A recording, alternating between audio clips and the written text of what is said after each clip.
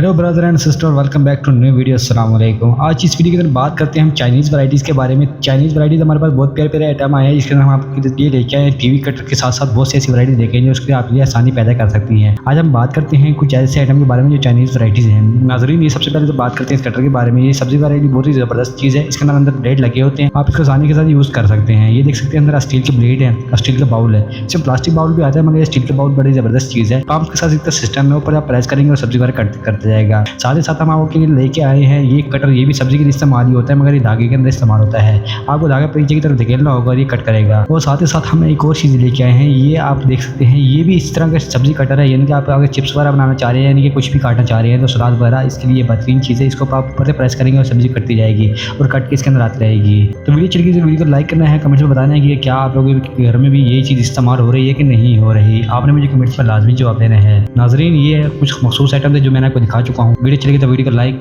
Channel को subscribe और bell icon को लाजमी प्रेस करना है। और मज़ीद इन्फॉर्मेशन के लिए कमेंट में लाजमी जवाब देना है आपको वीडियो हमारी कैसे